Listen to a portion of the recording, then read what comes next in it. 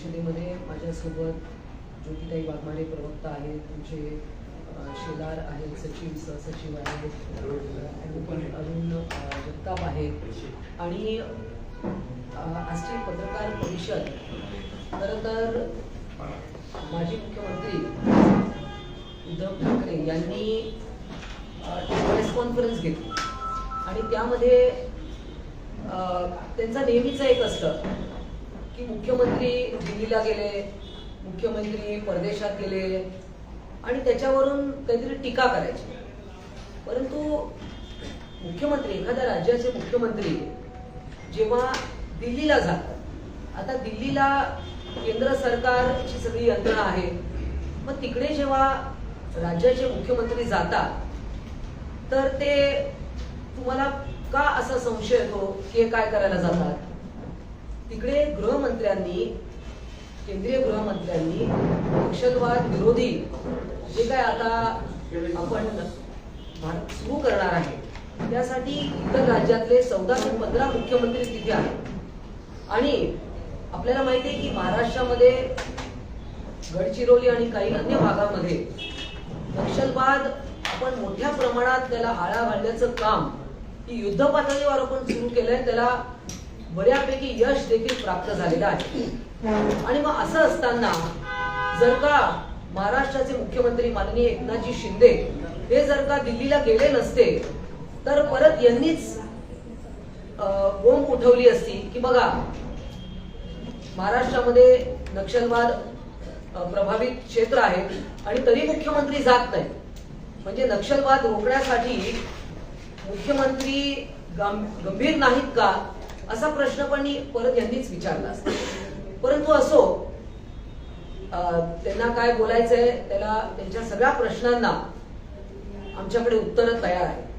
आणि त्यामुळे मुख्यमंत्र्यांच्या दिल्ली वारीवरून सतत टीका करण्यापेक्षा आपल्या कार्यकाळात काय झालं ते सतत म्हणतात. पहिल्या 5 मुख्यमंत्र्यांमध्ये माझं नाव होतं. महाराष्ट्रातला कोरोना काळातला मृत्यूचा दर आणि झालेले मृत्यू याची आकडेवारी अनेक ठिकाणी प्रकाशित झालेली आहे. महाराष्ट्रात कोरोनाने मृत्यू पावलेले जवळजवळ 1,48,561 लोक, हे सगळ्यात मोठा आकडा होता. याचा आपल्याला अभिमान आहे का? रेमडेसिवीरचा तुटवडा होता, ते ब्लॅक मार्केटिंग झालं, याचा आपला अभिमान आहे का? ऑक्सिजन प्लांट्स नव्हते, ते मग नंतर सुरू केले काही सेवाभावी लोकांनी, काही मोठ्या इंडस्ट्रियलिस्टनी पण महाराष्ट्र सरकारला त्याच्याबद्दल दिले. परंतु हे लोकांनी कार्य केलं, टास्क फोर्स होता, टास्क फोर्सनी काम केलं. परंतु मुख्यमंत्री म्हणून आपण कुठे फिरला? सतत माननीय एकनाथजी शिंदे यांच्यावर टीका करणारे, माननीय एकनाथजी शिंदे स्वतः पीपी किट घालून अनेक ठिकाणी त्यांनी दौरा केला. त्यावेळेला ते मुख्यमंत्री होते का? त्यावेळेला त्यांच्याकडे नगरविकास खातं होतं. परंतु त्यांनी वाट बघितली नाही की मी मुख्यमंत्री झाल्यावरच मी हे काम करेन. आणि स्वतः त्यांना 3 वेळा कोरोना झाला. आपण पाहत होतात की ठाण्याच्या रुग्णालयामध्ये ऍडमिट असताना ते काम करत राहिले. केवळ मला बरं नाही म्हणून मी आता विश्रांती घेतोय असं कधीही त्यांनी राज्याच्या जनतेला सांगितलं नाही. कोरोना काळामध्ये बॉडी बॅग्सचा घोटाळा झाला. मृत व्यक्तींना ज्या बॉडी बॅग्स मध्ये मृतदेह पॅक केले जात होते, जी 650-650ची जी बॉडी बॅग मिळते ती 6,500ला खरेदी केली. अनेक कंपन्या मित्रमैत्रिणींच्या त्या तेव्हा निर्माण केल्या गेल्या. ज्यांना कुठलाही अनुभव नव्हता अशा लोकांनी कोविड रुग्णालय, कोविड सेंटर थाटली. जे रुग्णांना औषधं पुरवण्यात त्याच्यात घोटाळे, खिचडी जेवण सप्लाय करणं त्याच्यात घोटाळे झाले. या सगळ्या चौकशा सुरू आहेत, ते सगळ्यांना माहिती आहे. आमचा तो आज मुद्दा नाहीये. परंतु हे लोकांनी पाहिलंय. प्रायव्हेट रुग्णालयांमध्ये, खासगी रुग्णालयांमध्ये लोकांना भरती करत नव्हते, ऍडमिशन मिळत नव्हत्या आणि 10-10 लाखाची बिलं येत होती. जेव्हा सगळा आरडाओरडा सुरू झाला तेव्हा मग त्याच्यावर काहीतरी नियंत्रण त्यावेळच्या सरकारने आणलं. परंतु केवळ मुख्यमंत्री एकनाथजी शिंदे यांच्या दौऱ्यावरच टीका करायची. म्हणजे आता बघा, जिकडे जिकडे पूर आला, कोल्हापूर असेल, चिपळूण असेल, एकनाथजी शिंदे तेव्हा काही मुख्यमंत्री नव्हते, पण तुम्ही गेलात का? तुम्ही गेला नाही. म्हणजे एकनाथ शिंदे तेव्हा सगळीकडे दौरा करत होते, पाण्यात उभं राहून कामं करत होते, यंत्रणा हलवत होते. आताच आपण पाहिलं की इर्शालवाडीला जी दुर्घटना झाली, दरड कोसळली, सगळी घरं पूर्ण खाली आली पूर्ण. ते तिकडे स्वतः तिकडे 2.5 तास डोंगरावर सर करून सगळ्या यंत्रणेला घेऊन गेले, कारण त्यांना विश्वास आहे की मी स्वतः उतरलो तर यंत्रणा कामाला लागेल. केवळ फेसबुक लाईव्ह करून त्यांनी समाधान मानलं नाही. फेसबुक लाईव्ह सगळे करतात, परंतु जेवढं फेसबुक युवकांनी वापरलं नाही तेवढं त्या 2.5 वर्षात उद्धव ठाकरे यांनी फेसबुक वापरलं असंही बोललं जातं. आम्ही म्हणत नाही, लोक बोलतायत. त्यामुळे अशा टीका करताना केवळ आपण देखील काय करत होतो? आदित्य ठाकरे त्यावेळा काय करत होते? वडील 2-2.5 महिने आजारी होते, तेव्हा हे डावोस लावते, आमच्या खर्चांचा आढावा मागतात. तुमच्याही खर्चाचा जरा आढावा द्या. कोण गेले, कशाला गेले? आपण उद्योग मंत्री नव्हतात तरी पण आपण तिकडे जाऊन बरेच उद्योग केले जे आमच्या कानावर आहे. परंतु आम्ही सगळ्याच गोष्टी काही प्रत्येक वेळा बोलायची गरज नाहीये, कारण जेव्हा लोक बोलत असतात तेव्हा आम्हाला बोलायची काय गरज आहे. त्यामुळे ह्या सगळ्या गोष्टी महाराष्ट्र विसरलेला नाहीये. आज बघा, साऊथ एशिया मॉनिटर हा एक नियतकालिक आहे, याचा बघा हा रिपोर्ट आहे. हा रिपोर्ट काय सांगतो? महाराष्ट्रामध्ये मॉर्टॅलिटी रेट म्हणजे मृत्यूचा दर हा जगात सगळ्यात जास्ती होता कोविड-19च्या वेळेला. आणि तरी तुम्हाला असं म्हणून घ्यायला आवडतंय का की टॉप 5 CM मध्ये मी होतो? म्हणजे खरं तर कोणी त्यांना पुरस्कार दिला, कुठून हे आलं आम्हाला पण माहिती आहे, पण आम्ही आपल्या मुख्यमंत्र्यांचं नाव होत आहे म्हणून आम्ही पण आनंदाने टाळ्या वाजवल्या. परंतु ह्या सर्वे कोणी केला आणि त्याच्या टॉप 5 मध्ये आपण आला ते कोणी ठरवलं आम्हाला माहिती नाही. खरं म्हणजे कधीतरी याचाही संशोधन व्हायला पाहिजे, करू आम्ही ते सुद्धा. परंतु मग हे एवढं सगळं असताना इफ महाराष्ट्र हे हायेस्ट जर का कोविड रेट डेथ होते, तर मग हा जो काय पुरस्कार तथाकथित किंवा सर्वे होता तो सर्वे रिपोर्ट फाडून फेकून द्यायचा का? किंवा तो तुम्ही सांगणार का नाही ते तुम्ही ज्यांनी कोणी सर्वे केलाय तो मला मान्य नाही असं तरी आपण म्हणणार आहात का? बरं, आता दुसऱ्या विषयाकडे मी बोलते. निश्चितच महाराष्ट्रामध्ये जे काही हॉस्पिटल्समध्ये दुर्घटना झाल्या, त्या दुर्घटना झाल्या त्याच्याबद्दल खरोखरच प्रत्येकालाच खंत आहे. मुख्यमंत्री, उपमुख्यमंत्री यांनी खेद व्यक्त केला. केवळ खेद व्यक्त करून थांबलेले नाहीये, परंतु सगळीकडे चौकशा लावल्या, सगळीकडे त्वरित समित्या स्थापन केल्या की काय झालं. ठाण्याच्या कळव्याच्या हॉस्पिटलमध्ये, तिथे नांदेडला असेल, अन्य ठिकाणी हे लगेच चौकशी समिती स्थापन करून सगळी यंत्रणा कार्यान्वित केली. आणि यामध्ये माननीय मुख्यमंत्र्यांनी त्वरित आदेश दिले. प्रत्येक जिल्हाधिकाऱ्यांनी आपापल्या जिल्ह्यात सर्व शासकीय रुग्णालय, महापालिका व नगरपालिकांची रुग्णालय, प्राथमिक आरोग्य केंद्र, वैद्यकीय महाविद्यालयांच्या अखत्यारीतील रुग्णालय यांना तात्काळ भेटी द्यायला सुरू करून तिथे वस्तुस्थिती काय आहे. आता बघा, एकच मी आपल्याला उदाहरण देते. आम्ही कबूल करतो हे झालेत कृती, म्हणजे त्याच्यात काही खोटं नाही, पण तो एक नांदेडच आपण एक उदाहरण घेऊया ना की 24 पैकी म्हणजे जे रुग्ण, बघा आता अनेक वेळा असं आपण पाहतो दुर्दैवाने की प्रायव्हेट हॉस्पिटलमध्ये लास्ट स्टेजला एखादी केस गेली की केस ऍडमिट करून घेत नाही, सांगतात सरकारी रुग्णालयात जा. सरकारी रुग्णालयात पहिलंच ओव्हरलोड आहे. आपल्या देशाची, महाराष्ट्राची लोकसंख्या पण आहे, पण तो मुद्दा नाही आजचा. परंतु अनेक नाकारलेले पेशंट तिकडे येतात किंवा रेफर केलेले. अनेक प्रायव्हेट हॉस्पिटलमध्ये तज्ज्ञ तिथे नसतात म्हणून ते सांगतात सरकारी रुग्णालयात जा. 24 पैकी 17 हे रेफरल केसेस होत्या, रेफरन्स म्हणून आले होते. जे 12 पैकी 11 बालमृत्यू हे न्यूबॉर्न, निओनेटल, जस्ट एक प्रीमेच्युअर डिलिव्हरी असतात किंवा इन्फंट होते की जे ऑलरेडी त्यांना काही समस्या होत्या असे होते, प्रीटर्म होते. आणि त्यातले अनेक कोमॉर्बिडिटी म्हणजे एक आजार असताना अजून 2-3 आजार ज्यांना झालेले आहेत असे 70 आणि 80 अशा वयोगटातले होते.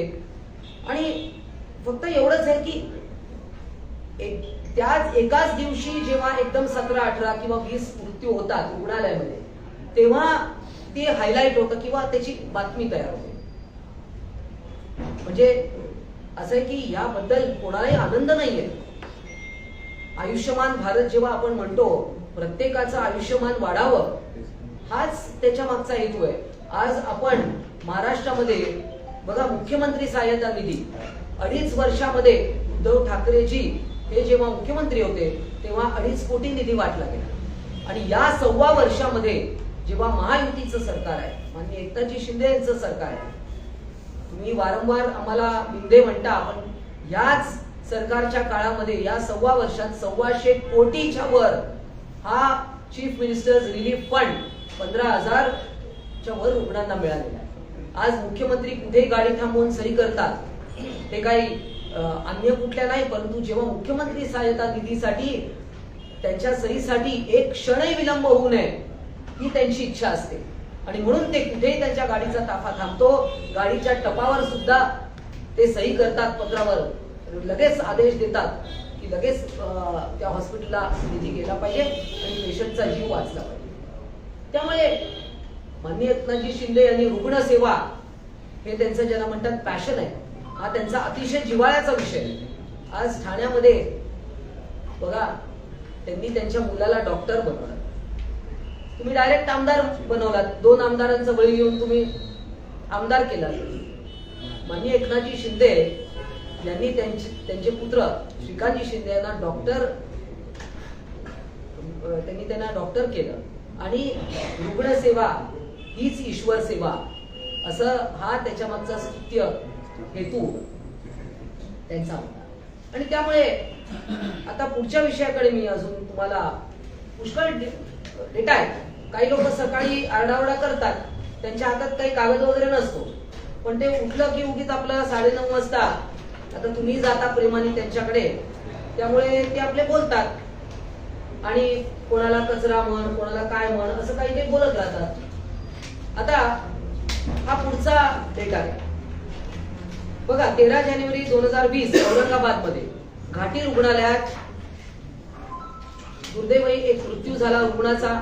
तिकडे डॉक्टरना मारहाण झाली, 30-40 लोकांना इजा झाली, आयसीयू मध्ये तोडफोड झाली.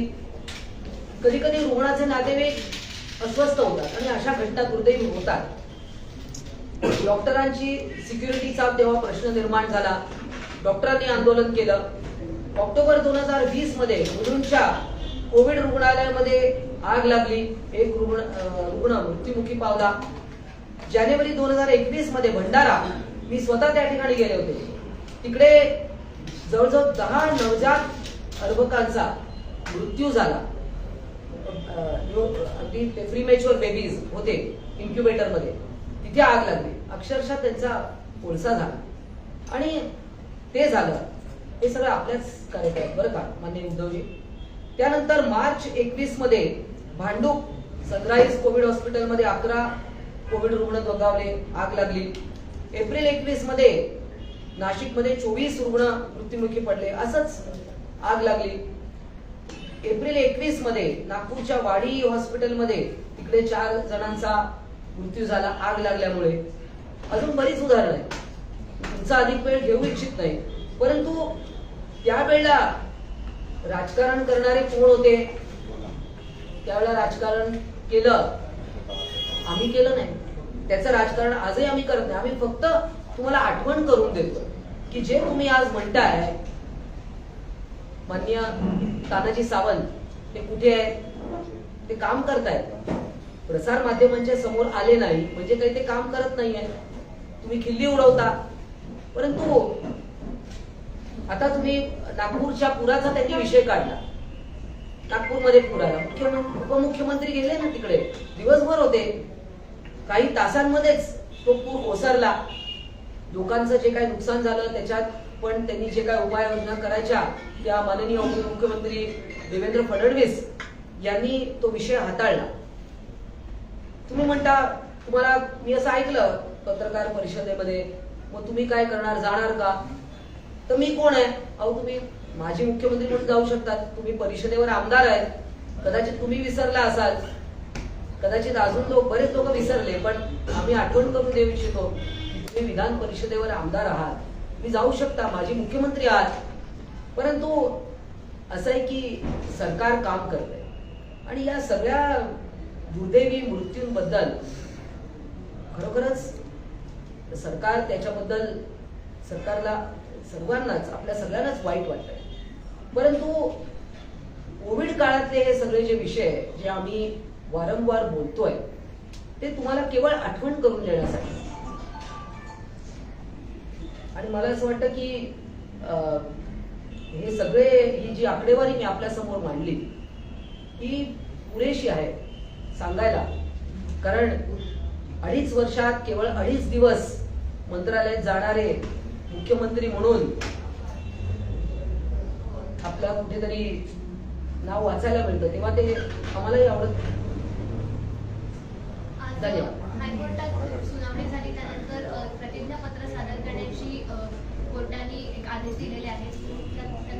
त्यामध्ये 6 महिन्यांची जी आकडेवारी आहे, नेमक्या काय काय नियुक्त्या केल्या आरोग्य विभागाने, सगळ्याची माहिती सरकारने द्यावं असं हायकोर्टाने सांगितलं. चालेल ना, हायकोर्टाने जे काय मागितलं असेल ते निश्चितच सरकार माहिती द्यायला तयार आहे. कोणतीही माहिती लपवली जाणार नाही. भ्रष्ट सरकारमुळे या ठिकाणी नांदेडचे बळी गेले आणि ह्या सरकारची सीबीआय चौकशी व्हावी अशी मागणी उद्धवजींनी केली. नाही, ते मागणी करू शकतात. त्यांनी तसं पत्र सीबीआयला लिहावं आणि मागणी करावी. कोणत्याही चौकशीला, कोणत्याही आता भ्रष्टाचारात आपलेच सहकारी कोण कोण आहेत. काही जण जेलमध्ये गेले, परत आले, काही जण जातील. परंतु मृत्यूंचं, रुग्णांच्या मृत्यूंचं राजकारण होऊ नये एवढंच आमचं म्हणणं आहे. गणपती उत्सवामध्ये मुख्यमंत्री सहकुटुंब बॉलिवूड ताऱ्यांसह व्यस्त होते अशी टीका केली आहे. त्यांना बॉलिवूडचे तारकाच का दिसतात किंवा फिल्म स्टार्स का दिसतात? इर्शालवाडीतली अनाथ मुलं तिथे होती, अनाथालयातली अनाथ मुलं होती, गरीब मुलं होती, त्यांच्याबरोबर मुख्यमंत्र्यांनी आरती केली. अनेक डॉक्टर्स होते, त्यांच्याबरोबर आरती केली. अनेक वेगवेगळ्या क्षेत्रातले. मग आता मातोश्रीवर कधी सेलिब्रिटी येत नाहीत का? तेव्हा आम्ही असं काही बोललो नाही. समाजातल्या सर्वच लोकांना आज वर्षा निवासस्थान जे मुख्यमंत्र्यांचं ऑफिशियल रेसिडेन्स आहे, सर्वांसाठी खुलं आहे. सेलिब्रिटी असो, गरीब असो, कोणी असो, रिक्षावाले, टेम्पोवाले यांच्याबरोबर देखील आरती मुख्यमंत्र्यांनी केली. मग ते नाही आपल्याला दिसत. दादा नाराज आहेत हे माहित नाही, पण दादा नाराजांच्या उडावरती बसले असंही उद्धव ठाकरे म्हणाले. माननीय उद्धवजी त्यांना फोन करून विचारा ते नाराज आहेत. आपण बघत असू तर राजकारणात आपल्याला खूप प्रतिमा निर्मिती म्हणजे इमेज डॅमेज आणि इमेज बिल्डिंग या दोन्ही गोष्टी दिसतात. तर सध्या राहुल गांधींचा उल्लेख भाजपकडनं रावण अशा पद्धतीने करण्यात येतो. तर वेगवेगळ्या गोष्टी सोशल मीडियावर चालू आहेत, त्याकडे कशा पद्धतीने? आता काय ना, सोशल मीडियावर जे काय चालतं ते कोणी कोणाला काय उल्लेख करतंय, ट्रोलिंग सगळ्यांनाच होत आहे. अनेक नेत्यांना होतं, आम्हाला होतं, त्यांना होतं. परंतु याकडे आम्ही फार लक्ष देत नाही, कारण आम्ही काम करतोय. आमचं सरकार हे काम करणारं सरकार आहे आणि दुर्दैवी घटना होऊ नये हीच सगळ्यांची इच्छा असते. परंतु त्या झाल्यावर केवळ माझं कुटुंब माझी जबाबदारी करण्यापेक्षा हे महाराष्ट्रच माझी जबाबदारी आहे असे म्हणणारे माननीय एकनाथजी शिंदे हे लोकांना आज भावतात आहे. शिंदे गटाचा यावर्षी दसरा मेळावा कुठे होणार आहे? शिवतीर्थावर की बीपीसी मध्ये? योग्य वेळी आपल्याला समजेल. योग्य वेळीमध्ये कधी?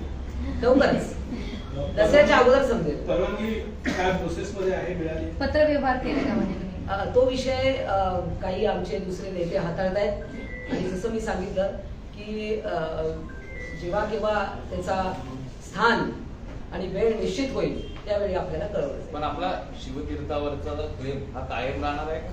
कारण निश्चितच आता अधिकृत चिन्ह, अधिकृत शिवसेना हे नाव कोणाकडे आहे आपल्याला माहित आहे आणि त्यामुळे ते निश्चितच आम्हाला मिळेल. मनसे सध्या लोकसभेच्या दृष्टीने खूप ऍक्शन मोडवर आली आहे. त्यांचं काम असेल किंवा ते स्वतंत्र निवडणूक लढवणार आहेत तर आणि त्यांच्याकडे सध्या मराठीवरनं पण बरेच मुद्दे आलेले आहेत. याकडे कसं बघतात? ते एक आव्हान ठरू शकतं.